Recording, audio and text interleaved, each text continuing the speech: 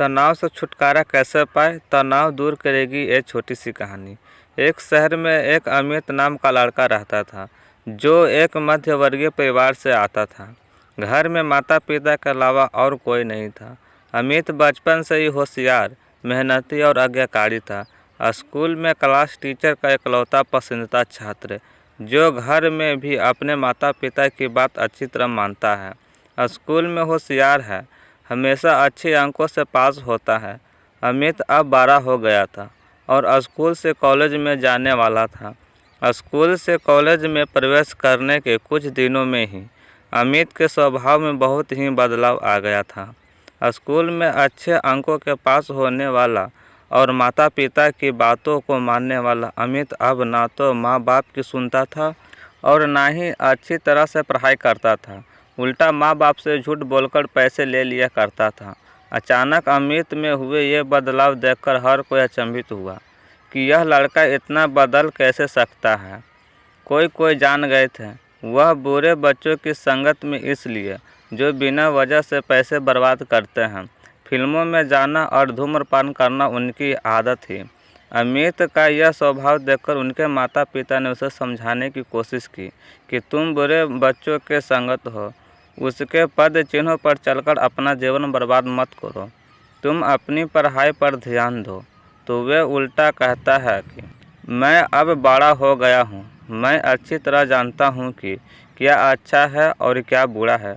मैं उन बच्चों के साथ रहता हूँ, लेकिन मैं उन्हें अपने ऊपर हावी नहीं होने देता।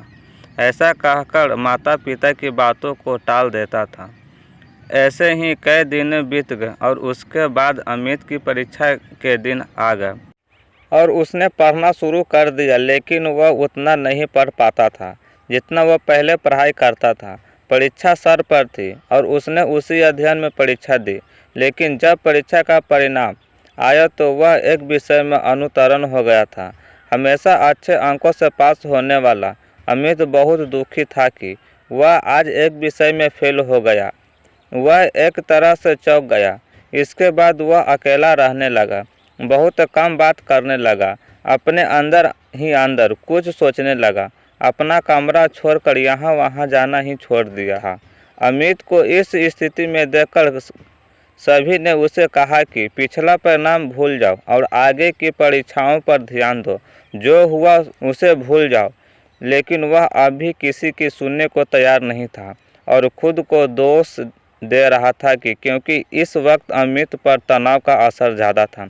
एक दिन उनके स्कूल के शिक्षक को, जो उसे सर्वाधिक पसंद करते थे, उनके बारे में पता चला, जिसके बाद शिक्षक ने उनसे मिलने का फैसला किया और अगले दिन उन्होंने अपने पसंदीदा छात्र अमित को उनसे मिलने के लिए अपने घर पर आमंत्रित किया।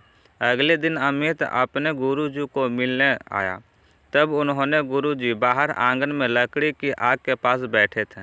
उसी समय अमित भी उनके पास जाकर बैठ गया। गुरुजी ने अमित की कुछ मिनटों तक सन्नाटा रहा।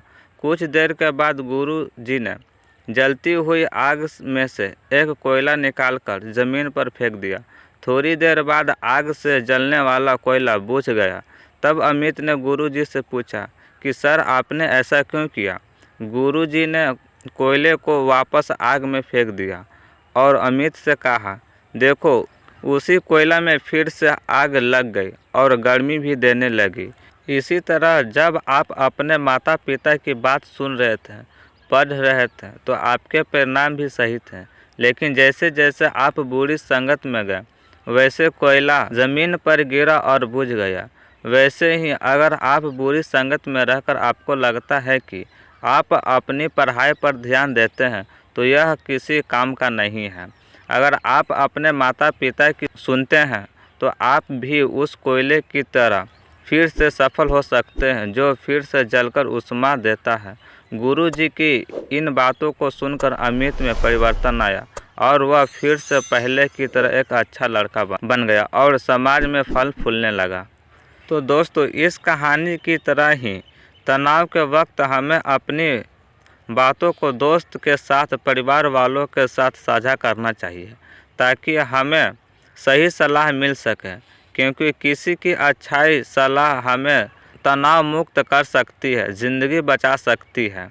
मनुष्य प्रकृति की एक संरचना है जो दुख के पहाड़ को पार कर सफलता के शिखर तक पहुंच सकती है। जीवन में हमेशा आशा का दीपक जलाए जो आपको हमेशा जीवन जीने का मार्ग देगा। अपने आसपास के दोस्तों का ख्याल रखें। अगर आप कभी अकेलापन महसूस करते हैं, बेझिझक अपने दोस्तों के साथ साझा करें। ऐसा करने से निश्चित रूप से आपको अपने तनाव के स्तर को कम करने में मदद मिलेगी।